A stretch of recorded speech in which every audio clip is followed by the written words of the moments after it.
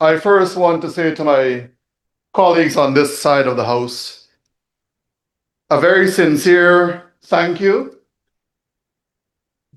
for inviting me, welcoming me to a ship that is sailing to a destination where Guyana is going to be great.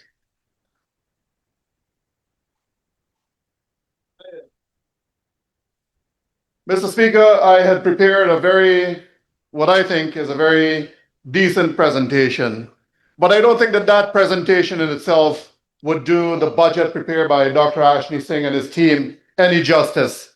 And certainly I will not be able to do it in 15 minutes plus 5 or 10 or 20, maybe not even for the next day and a half or 2 days. Because the work that Dr. Ashley Singh and his team and all of my colleagues put into it, it is so tremendous that when you look at it, it represents only 20% of what this government committed. This administration is in here for the next 5 years, and this is but year one, which represents only 20% of the budget of the manifesto of the People's Progressive Party Civic. Mr. Speaker, I want to say this point before I really dive into some of the details. The very fact that we are sitting on this side of the House with 36 seats, and you, sir, are sitting there on that side of the House with just 12, a very sad descent from where you were a few years back. Now you are the shadows of the shadow of the greats. Not even the shadow, you're the shadow of the greats. So that in itself, Mr. Speaker, tells the people of Guyana about the competence and capacity that is resident on this side of the House. And that in itself is an endorsement of what the People's Progressive Party Civic has to offer this country. Mr. Speaker, there are some things that I really wanted to touch on. And I will deal with some of it. And you know, I'm glad that our very first speaker today came out and started to talk about gold, because it is something that I think that they're intimately, very, very intimately knowledgeable about. And I see when Dr. Ashley Singh was presenting the budget, and he said gold prices are up. They're $5,000 now. I saw one of the honorable members on that side of the House, in his characteristic way as he's seen on social media, licking his lips. And when he said that declarations are up because we have taken measures to root out corruption, I saw a frown appear on that person's face. That speaks to the work that the People's Progressive Party Civic has done. Not only that, Mr. Speaker, and I dare say, I'm sorry that my colleague AG is not here, because we went down to lunch and I saw some of them biting the gold spoon. I don't know why, but I saw some of them biting the gold spoon, testing it. Is that not interesting?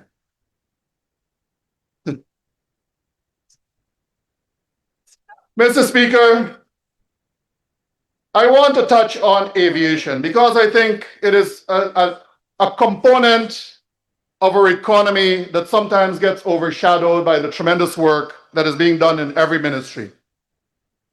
Aviation contributes $4.1 trillion to the global economy. 4.1 trillion. It is the fourth largest component of any economy. When you look at economic growth, and these are global figures and some of them are local in context, from 2020 to 2025, traffic has grown 532% in Guyana. When you look at airlines, when we started off at 6 or 16, that represents a 266% growth in airlines wanting to come here. Mr. Speaker, it is out of this recognition that the government of Guyana has decided to invest in a new terminal at the 𝐁𝐔𝐃𝐄𝐁 International. It is because of this that Rose Hall will be upgraded, Lethem will be upgraded. And for my young and new parliamentary colleague that came and spoke with such false sense of piety about what is being done for Indigenous peoples, when you can only name 5 communities and there are over 243 communities in this country. When you showed up on that pulpit and pretended that you know what Indigenous peoples are getting, that, sir, is disingenuous. When you talk about airports, for example, you don't know that there's an airport in Mabruma. You don't know that there's an airport at Port Kaituma. You cannot name, of the 243 communities, you can only name 5.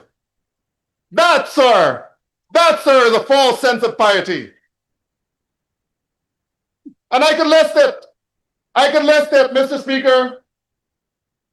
Mr. Speaker, if I knew that on that side of the House they had competency in understanding numbers, I could read out the numbers, but I know that they're still stuck on 32, 33, and I don't want to go down that path. I know they've got difficulties with numbers. And on that side of the House, Mr. Speaker, they have some very significant difficulties reading. Because if they would have read the budget, they would know of what's going on. It's right there. The books were given to you. And if you want, I could read them out to you. Good sir. Madia Airstrip, Port Kaituma Airstrip, Oranduk, Chenapau, Kopinang, Monkey Mountain, Korkobaru, Keto, Maikwak, Yeramparo, Ayan, Camp Jaguar, Apateri, Guns, Achuib. Did you want me to continue, sir? I could continue. Mr. Speaker. Camarang, Warmadong, Arrow. Remember, I have the opposition chief whip on her feet. Mr. Speaker, I have no issue with what he's saying, but there's a member, Mr. Ramkisoon, who is using his phone to take videos and pictures on this side. And that is in the House. I will look out for it and I will caution everyone Thank you. with respect to the video taking. I have been very lax. Honorable member, Minister Ramkisoon, please. You know, you use it on parliamentary language. Your speaker is speaking and you're shouting across. Come on. Panditji, please. Honorable member, you may continue. Mr. Speaker, we have Peruni, Chinawing, extension at Arching, Korpung, Imbaimadai, Chai Chai, Olive Creek, Ikeraku, Hicksman, Torparu. Mr. Speaker, once again, if the honorable members on that side understood how to read, they would know what's in the budget prepared by the People's Progressive Party Civic, but they don't read. They don't pay attention.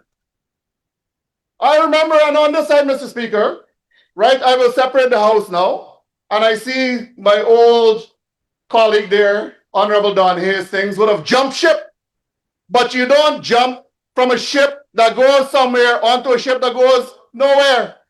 I jumped onto a ship that is going to a destination with the right captain and the right crew.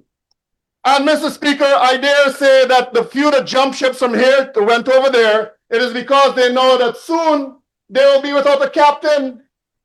That is why they're hoping to be the next captain very soon, very shortly. Very soon, very shortly. Mr. Speaker, I go down to this. The young colleague said, once again, false sense of piety, that we're not doing anything to address education. We're not doing anything to address health. Yet, the very community that he lives in is benefiting from a new hospital. A brand spanking new hospital. Once again, Mr. Speaker, I can't make these things up. These guys just don't read. They don't do their research. Maybe that is why they have to go on social media and say, oh, watch all of this book what we got to read in 6 days. They cannot read. So don't go and pretend that you know what you're talking about, sir. Don't go and pretend you know what you're talking about. When we've got schools, 6 secondary schools, I've got all the stats here, sir, completed 2020 to 2024. The amount of people that benefit through that time. I've got all the primary schools that were built here. I've got all the secondary schools here. And the honorable member wants me to read them out. Oh, thank you. Thank you. And I notice, Honorable Terence Campbell, that you seem to have been disassociated or disassociating yourself from the Win Party. You've moved away so that the camera will not capture you as part of their party. That is very, very respectable and very commendable. Very good. And I dare say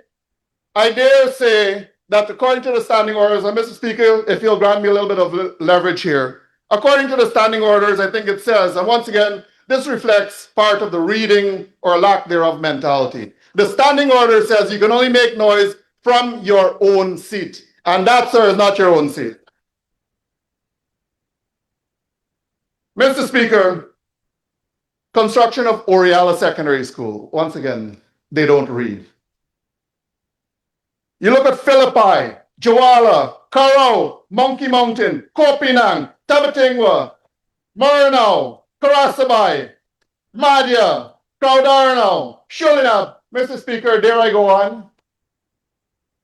Dare I go on? Mr. Speaker, this here, I should not be in a position where I have to make up for their deficiency and their lack of interest. I should not be in this position where I have to make up for their lack of interest in the people's affairs. None.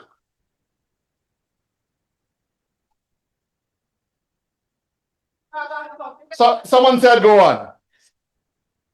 We've got Baramita, Falstop, Kariako, Mabaruma.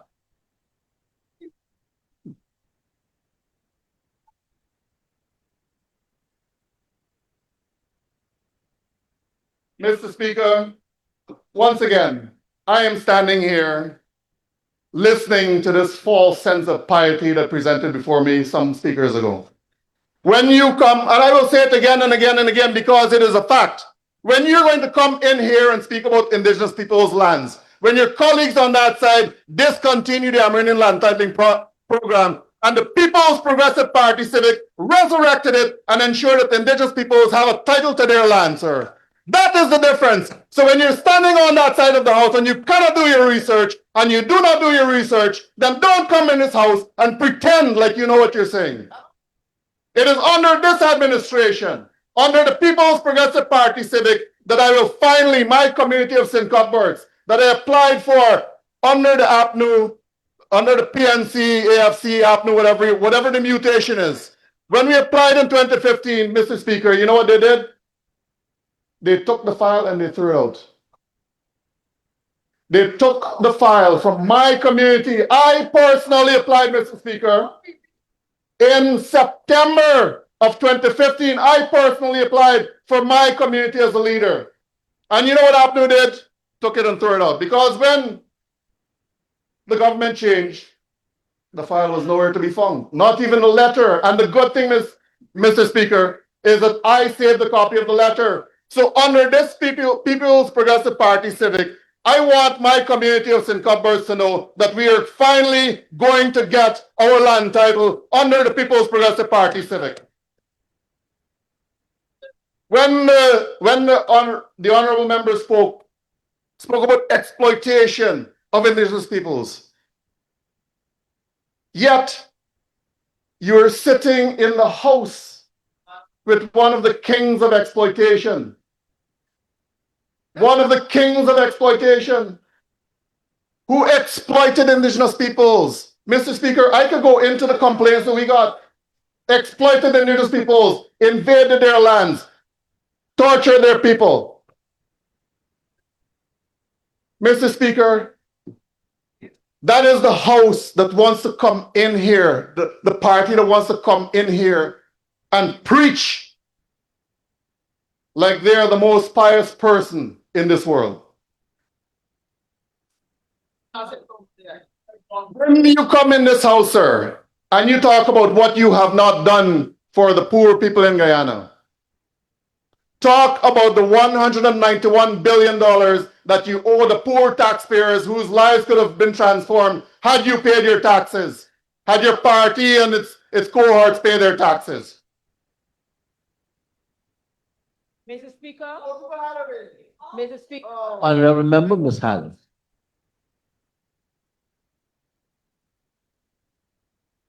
Sorry, I'm standing on 4216. No member shall impute improper motive to any member of the National Assembly. I know, but Mr. Speaker.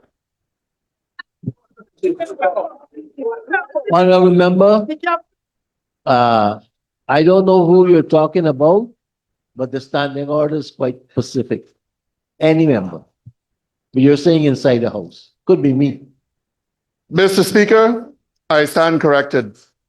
And I thank the member for bringing that, but I will also say who the cap fit, let them wear it. I didn't call a name, Mr. Speaker, and I respectfully withdraw my comment. Thank you.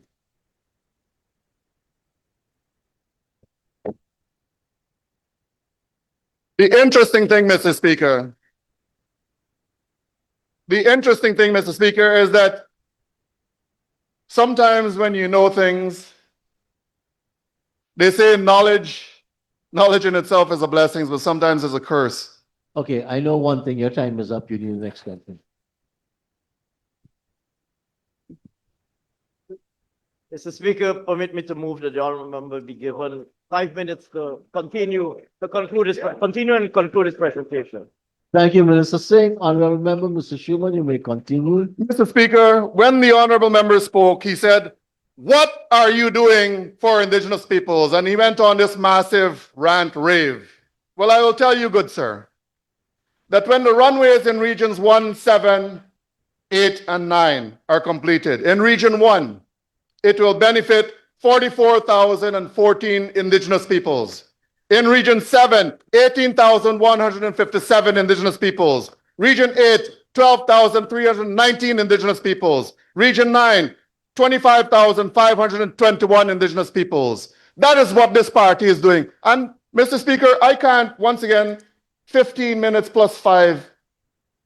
Within that time, I cannot do this budget any justice. But I will tell you that when a school is built, that school not only generates jobs, it provides a pathway for every single Guyanese to elevate.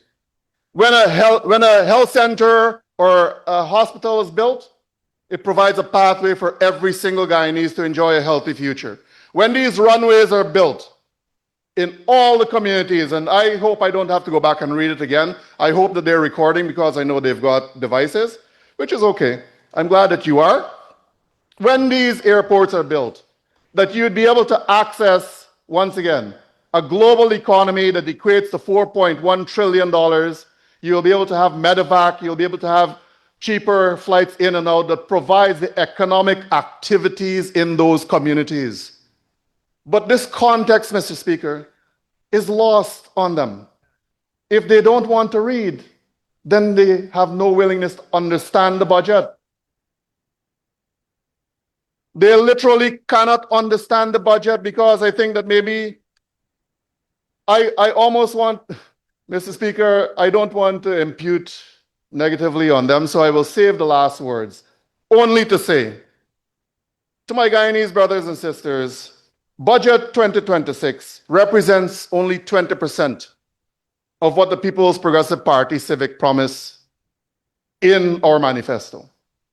And at maturation, in the next 5 years, I will tell you that when you see the delivery and when we go to the polls in 2031, that we'd be lucky if we could see 12 on that side and 10 on that side, because we're going to a supermajority. And on that, Mr. Speaker, I throw my full weight and commend Budget 2026. Thank you. Thank you very much, honorable member.